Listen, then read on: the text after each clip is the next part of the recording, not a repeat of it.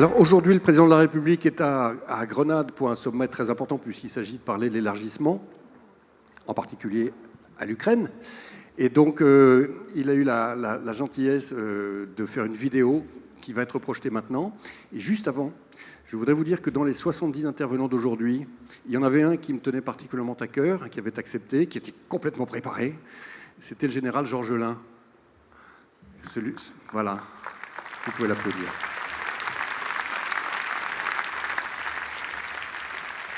Mesdames et messieurs les ministres, cher Nicolas, chers entrepreneurs, mesdames et messieurs.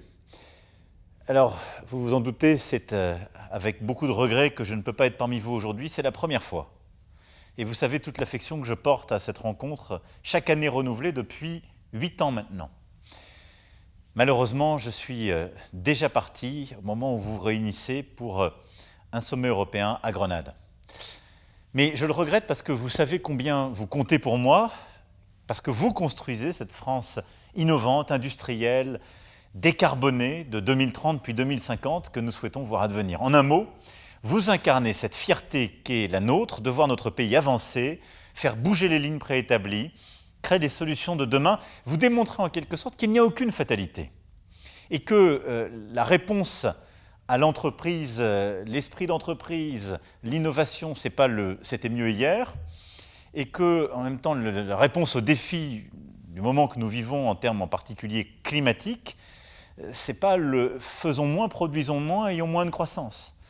Par l'innovation, l'esprit de conquête, l'esprit d'entrepreneuses et d'entrepreneurs que vous avez, vous montrez qu'il n'y a pas de fatalité et qu'en quelque sorte, on peut inventer un futur possible à travers des solutions. Alors, je regrette d'autant plus de ne pas être là que je sais combien cette année vous importe, cher Nicolas, à toi et à toutes les équipes. En 10 ans d'activité, BPI France est devenu un acteur incontournable de l'économie française. 70 000 entreprises financées chaque année, largement des TPE.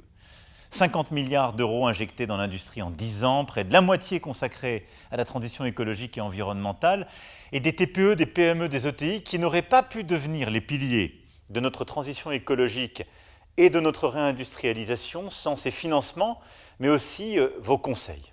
Donc, merci à tous véritablement de votre engagement. Maintenant, il faut, comme toujours, aller plus loin. J'étais venu l'an dernier vous parler de cette grande bascule que nous vivions, et je crois que l'année passée confirme la nécessité, en effet, d'œuvrer plus vite, plus fort, pour mettre en place une société industrielle, souveraine et décarbonée. Les 3 objectifs ensemble. Transition écologique, transition numérique, vous le savez, voici les 2 grands défis de notre temps. De la production de biens décarbonés à l'intelligence artificielle générative, vous êtes, pour beaucoup d'entre vous dans cette salle, au cœur de ces transformations. Pour les affronter, il nous faut une profusion de talent, d'audace, d'ingéniosité, d'initiative. En bref, il nous faut des entrepreneurs. Et nous avons besoin de vous, de vos idées, de vos innovations, pour trouver justement des solutions afin de relever les défis de notre temps, pour anticiper, porter ce mouvement que nous nous devons d'enclencher.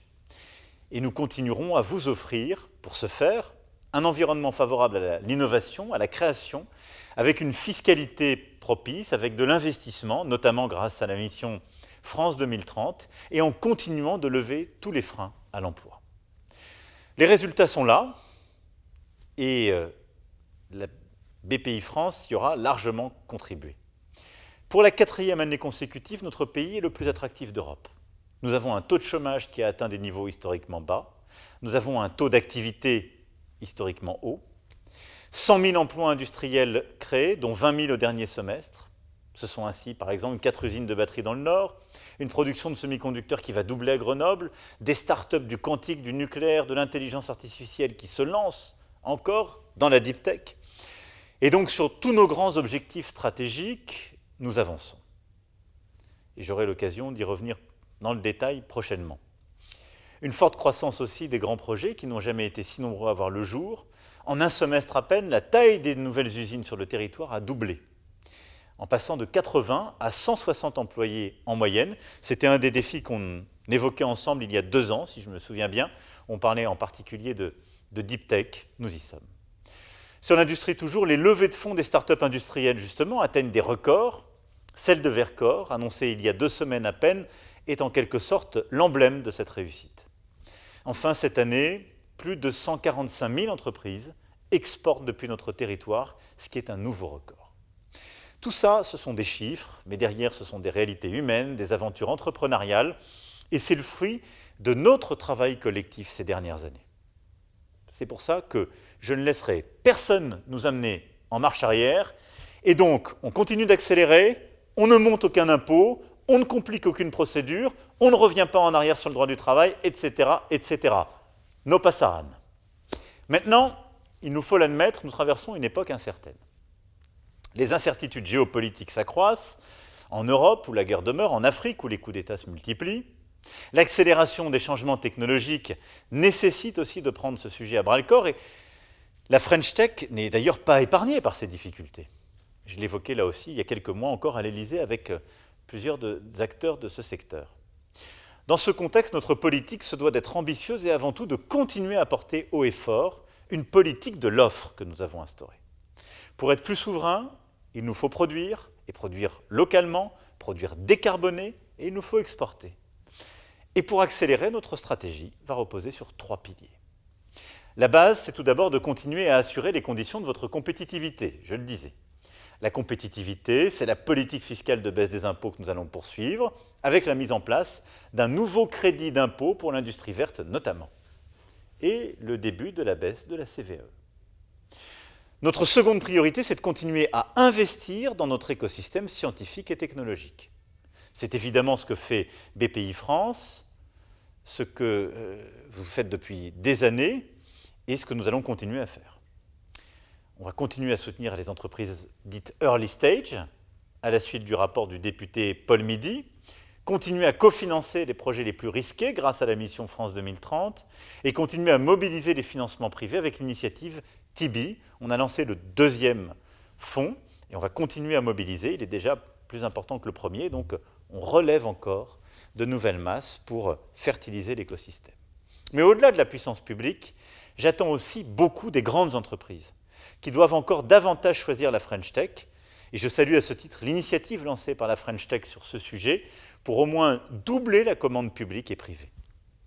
Je veux notamment remercier tous les partenaires publics et privés qui se sont associés et je les invite à aller plus loin dans leur soutien tous azimuts aux startups, achats, investissements en direct ou dans des fonds. Je compte sur vous. Enfin, le 3e pilier, je crois que notre dernière priorité, vous le savez, c'est de favoriser l'émergence de talents. Il y a les conditions de compétitivité, il y a l'investissement public et privé dans ce que vous faites, et puis il y a évidemment l'autre rareté avec l'argent, que ce sont les talents. Il y a une compétition mondiale, et nous devons continuer à faire évoluer les formations pour créer les métiers de demain. Nous avons commencé cela avec le lycée professionnel, qui est pour moi un immense chantier des années à venir. On a réussi la bataille de l'apprentissage durant le premier quinquennat, elle est à consolider, et il faut au moins atteindre le 1 million d'apprentis par an. Maintenant, c'est la bataille du lycée professionnel qu'il faut conduire, elle est essentielle. Mais il faudra aller beaucoup plus loin avec la journée découverte des métiers, avec l'évolution des formations dans l'enseignement et dans l'enseignement supérieur. Et donc, vous le voyez, cette bataille pour la formation, c'est la bataille de l'orientation, dès le collège puis au lycée. C'est la bataille du lycée professionnel, c'est la réforme aussi de l'enseignement supérieur et des premiers cycles universitaires, et c'est la bataille de la formation de nos enseignants. Et puis, il faut continuer à accélérer sur la deep tech pour atteindre 500 startups par an. Vous le voyez, les défis devant nous sont immenses. Je le crois profondément, les perspectives de croissance, d'innovation et de progrès le sont plus encore. Et c'est un combat qui est essentiel, celui qui consiste à créer, par notre capacité à innover, à monter en taille, à exporter de la richesse. Parce qu'on doit financer notre modèle social auquel nous tenons, l'école, la santé, le grand âge, et on doit financer en plus nos investissements dans la transition écologique. Pour ce faire, il n'y a qu'une solution. On doit produire plus de richesses sur notre sol. C'est le combat qu'on mène ensemble. Toutes ces histoires qui sont les vôtres, ces réussites dont vous témoignez, montrent sans la moindre ambiguïté que notre pays a tous les atouts pour rester un acteur majeur de l'économie mondiale et même, par l'innovation, l'entrepreneuriat, la réindustrialisation décarbonée, de relocaliser de la production. C'est ce qu'on est en train de faire sur l'automobile, la production de véhicules électriques à celle de batteries. Comme c'est le cas depuis 6 ans, l'État demeurera à vos côtés, avec un cap clair, avec une détermination et avec un art de l'exécution. Parce que vous savez bien que le cap sans la mise en œuvre, ça ne sert pas à grand-chose. Voilà les quelques messages que je voulais partager. Messages d'optimisme, de volonté, d'unité.